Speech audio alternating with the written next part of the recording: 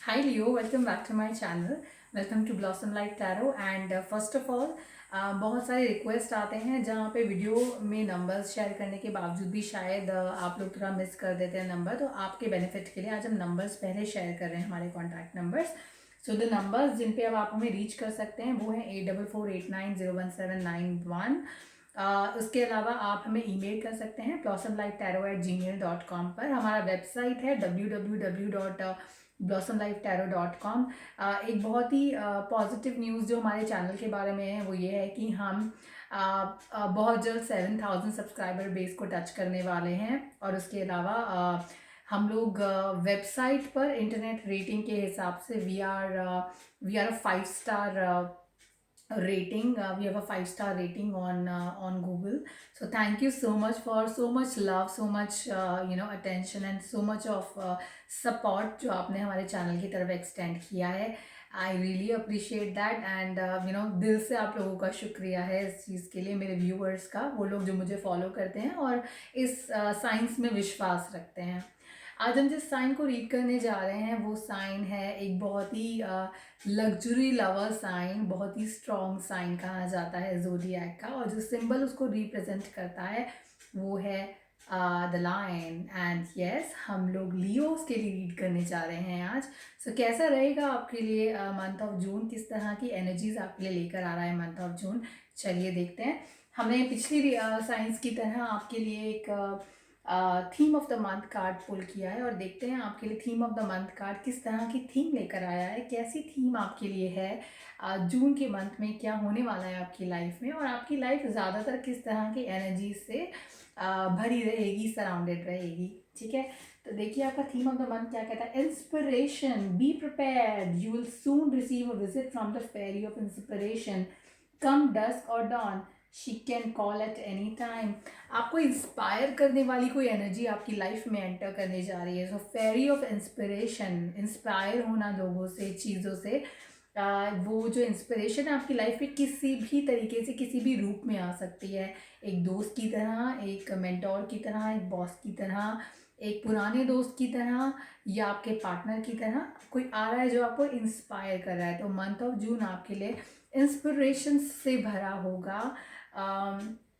तो देखते हैं वीक वाइज किस तरह की एनर्जीज रहेंगी। आउटकम कार्ड्स को हम लास्ट में रीड करेंगे और देखेंगे कि क्लोज किस तरह से होगा आपका मंथ ऑफ जून। ओके, तो बढ़ते हैं आगे।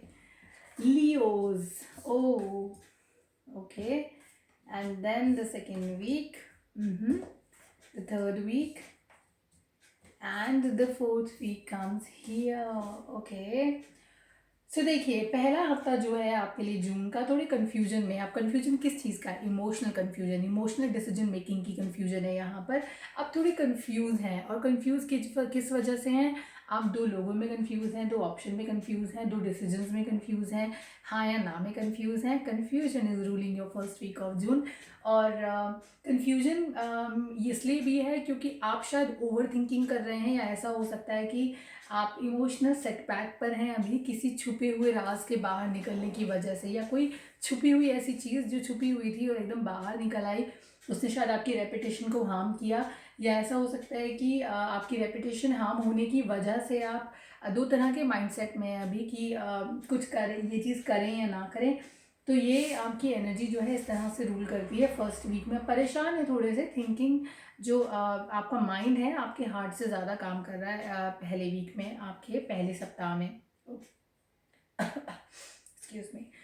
We move to the second week now. अभी कंफ्यूज इंसान जो थोड़ा सा परेशान है, ओवर थिंकिंग कर रहा है बहुत ज़्यादा, ऐसा लगता है कि पता नहीं लाइफ किस डायरेक्शन में जा रही है, मैं भरोसा नहीं कर पा रहा हूँ मेरे आसपास के लोगों पर या मेरे आसपास की चीज़ों पर। परेशानी तो है, कन्फ्यूजन है, दो ऑप्शंस में कंफ्यूज हूँ, यहाँ जाऊँ कि वहाँ जाऊँ, तो ये चीज़ नहीं हो पा रही है। तो देखिए वही कंफ्यूज इंसान जब सेकंड वीक में एंटर करता है, जब आप थोड़ा सेकंड वीक में आते हैं, तो वहाँ आपको एक मदद मिलने वाली है। कोई ऐसा एडवाइज़र, एक इंटेलिजेंट एडवाइज़र, बहुत ही इंटेलेक्चुअल पर्सन जो आपको एक इंटेलिजेंट डिसीजन मेकिंग में मदद करेगा, आपकी लाइफ में क्रिएटिविटी लेकर आएगा। और ये क्रिएटिविटी आपकी इंस्पिरेशन कार्ड से इंस्पायर्ड लगती है और काफ़ी ज़्यादा अटैच लगती है। तो जिस इंस्पिरेशन की हम बात कर रहे थे, ये इंस्पिरेशन आपका ये दोस्त, ये वेल विशर, ये पार्टनर, आपकी लाइफ में लेकर आ रहा है। और यहाँ आ रहे हैं वो आपकी लाइफ में बहुत सारे आइडियाज़ लेकर आएंगे, बहुत सारी नई चीज़ें लेकर आएंगे जो आपको इंस्पायर करेंगी, आपकी क्रिएटिविटी को बूस्ट करेंगी कि आप लाइफ में कैसे आगे बढ़ सकते हैं। इमोशनल सेटबैक्स को पीछे छोड़ दीजिए, इमोशनल डिसीजंस की पीछे वजह से अपनी लाइफ ख़राब मत कीजिए, इमोशनली अपने आप को इमोशनल सेटबैक्स की वजह से अपनी पूरी लाइफ को आप सेटबैक में मत रखिए, लो डाउन नहीं करिए, ठीक है। थर्ड वीक में अब इसी क्रिएटिविटी, इसी अच्छी एनर्जी के साथ मुझे ऐसा लगता है कि आप इस एनर्जी का बेहतरीन यूज़ करेंगे। और थर्ड वीक में एंटर करने के बाद मुझे ऐसा लगता है कि आप अपनी इस क्रिएटिविटी को, इस नई इंस्पिरेशन को एक नया रूप देने की कोशिश करेंगे। हो सकता है आप किसी से इन्वेस्टमेंट के बारे में बात करें, आपके बिजनेस, आपके आइडिया के बारे में, अपने बिजनेस आइडिया के बारे में, और वहाँ आपको सपोर्ट मिल जाए। ऐसा हो सकता है कि अगर आप इमोशनल सेटबैक से गुजर रहे हैं, रिलेशनशिप के स्टेज से गुजर रहे हैं जहाँ पे कुछ अच्छा नहीं हो रहा है लाइफ में, या कुछ चीज़ें वर्कआउट नहीं कर रही हैं, तो थर्ड वीक में आते आते आपको एक सपोर्ट मिल जाएगा, या आपको एक नए रिलेशनशिप की नया रिलेशनशिप में आप एंटर करेंगे, प्रवेश करेंगे। लेकिन आपके जो दिमाग में या दिल में जो पुराने इम्प्रिंट्स हैं दूसरे इंसान के, या जो जो आइडियाज़ हैं, जो यादें रह गई हैं, जो भी हैं, या पुरानी चीज़ों की जितने इम्पैक्ट्स हैं, आपके बैक ऑफ द माइंड तो चलते रहेंगे, दिमाग में रहेंगे। लेकिन देखिए, कोई नई चीज़ आपकी लाइफ में एकदम एंटर करेगी, और ये पुरानी चीज़ें भी आप सोचेंगे, लेकिन अब वो जाने के कगार पर हैं, तो उनके बारे में ज़्यादा सोचने की ज़रूरत नहीं है। वो जा रहे हैं तो उनको जाने दीजिए, आप अपनी लाइफ में आगे बढ़िए। पर अब जो लाइफ में आप आगे बढ़ रहे हैं, आपको इतने मौके मिल रहे हैं, आपकी इंस्पिरेशन आपको इंस्पायर कर रही है, क्रिएटिविटी आपको बूस्ट कर रही है, ठीक है, वहाँ आकर अब मुझे ऐसा लगता है कि आप अपने डिसीजन मेकिंग में कहीं लैक ना कर जाएं। डिसीजन मेकिंग में मतलब कि जब होता है ना कि बहुत सारे वक्त अच्छा चल रहा होता है, बहुत ऑप्शन सामने होते हैं कि मैं ये भी कर लूँ और ये भी कर लूँ, उस सिचुएशन में क्या होता है कि कई बार हम गलत डिसीजंस ले लेते हैं। तो थोड़ा अपने ऑप्शंस को इवैल्यूएट करिए, ऑप्शंस बहुत आएंगे, उन ऑप्शंस को इवैल्यूएट करिए, समझिए, जांचिए, परखिए, और उसके बाद अपनी डिसीजन मेकिंग करिए।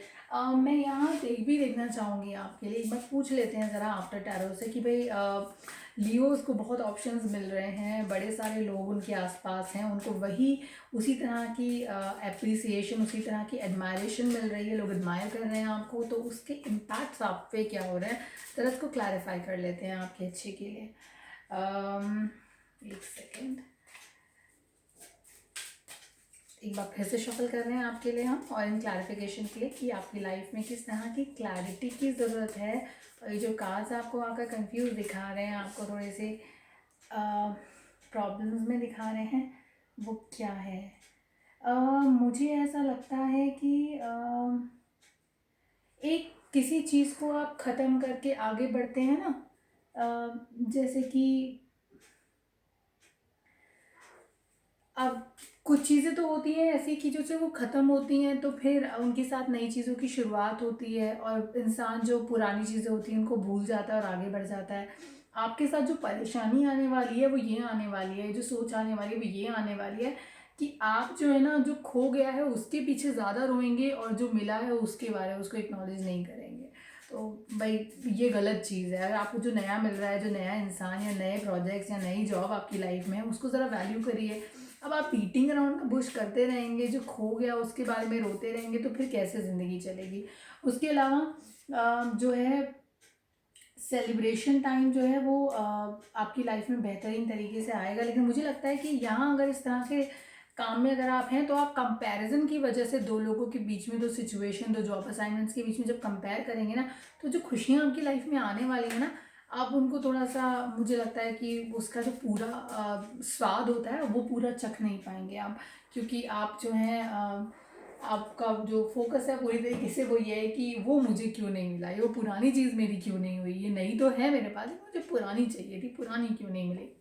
तो ऐसे तो ज़िंदगी नहीं चल पाएगी। आप अपनी ज़िंदगी में थोड़ा सा मुश्किल वक्त पैदा कर लेंगे यहाँ पर, अगर आप ऐसा करते हैं। तो बेहतर ये है कि थोड़ा रोना धोना बंद करिए, थोड़ा इस तरह से परेशान होना बंद करिए। हर वक्त रोना भी अच्छा नहीं होता है।